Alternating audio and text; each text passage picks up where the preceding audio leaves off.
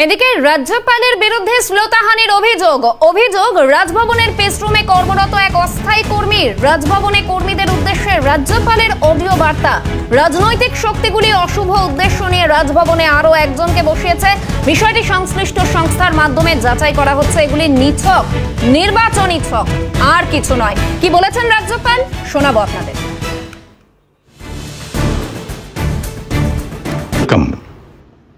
All the generous allegations and the frequent innuendos on me by some political forces.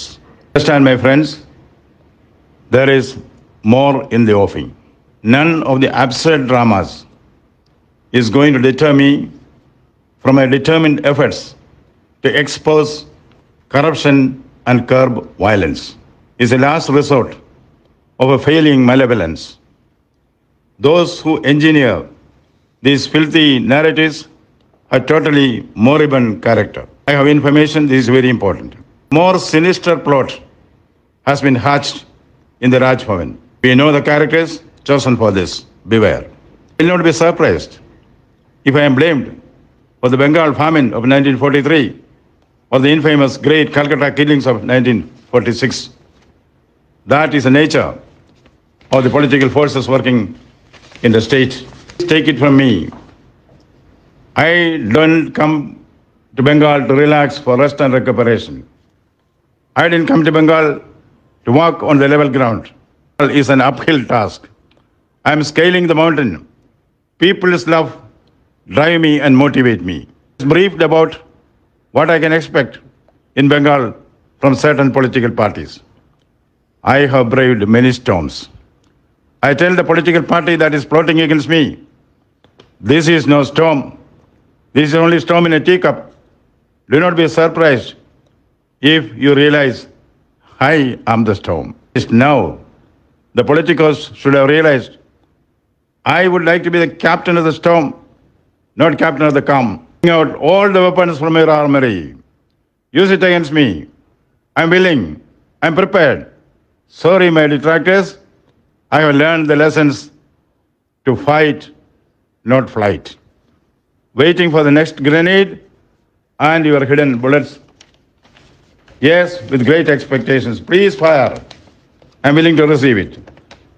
I'm only assuring my brothers and sisters of Bengal. Hey Lodai, Ami Lodbo. Hey Lodai, Ami Lodbo.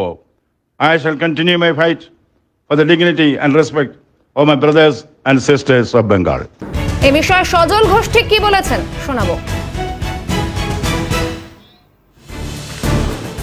ঘটনাটা ঘটে থাকে তাহলেও দুর্ভাগ্যজনক। আর যদি রাজ্যপালকে মানে এই ঘটনায় ফাঁসানো হয়, এ রাজ্যে কিছু হতে পারে, তাহলে সেটাও দুর্ভাগ্যজনক এবং সেটা নজিরবিহীন। এই ঘটনাটা যেভাবেই দেখুন আপনি, এই ঘটনাটা একটা নজিরবিহীন ঘটনা। কোনো রাজ্যপালের নামে ভারতবর্ষের ইতিহাসে কখনো এই ধরনের অভিযোগ অতীতে উঠেছে কিনা জানা নেই। আর যদি সত্যিই ঘটে থাকে তাহলেও সেটা নজিরবিহীন। শোনাবো এ বিষয়ে শীলভদ্র দত্তর প্রতিক্রিয়া। রাজ্যপালকে নিয়ে যে জিনিস চলছে, যেটা হচ্ছে রাজনীতি হচ্ছে নিশ্চয়ই। হঠাৎ করে এই সময় কেন? রাজ্যপাল যদি এই ঘটনা ঘটিয়ে থাকেন তাহলে পরে এতদিন কোথায় চুপ করেছিলেন কেন? প্রধানমন্ত্রী ঢুকবেন সেই দিনই, তার আগের দিনই রাত্রে এরকম একটা মামলা হলো, এরকম একটা কেস হলো। কেন হবে এটা? এটা তো আগে থাক, যদি দোষ করে থাকেন, যদি দোষী হয়ে থাকেন তাহলে শাস্তি পাবেন, যদি দোষী হয়ে থাকেন তাহলে শাস্তি পাবেন, এটা কোনো বলার বিষয় নেই। কিন্তু হঠাৎ করে এই সময়টা কেন বেছে নেওয়া হলো, প্রশ্ন তো এটাই আসছে। পুরো আমার তো মনে হয় তাই, তবু আমি বলবো যতক্ষণ না বিচার হচ্ছে, মানে তদন্ত শেষ হচ্ছে, আমি বলতে করছি না। কারণ দেখুন, যদি দোষী প্রমাণিত হন শাস্তি পাবেন, কারণ সেখানে তো কাউকে ছাড় নেই, আইন থেকে তো কেউ ছাড় পায় না। শোনাবো শশী পাজার বক্তব্য। তো জঘন্য, আমরা খুবই শকড। এবং এই ঘটনাটা আগে ঘটেনি। যেই স্থানে যিনি বসে আছেন রাজ্যপাল, সেই রাজ্যপালের আসন এবং রাজভবন থেকে কোনো দিন এই ধরনের অভিযোগ আসেনি।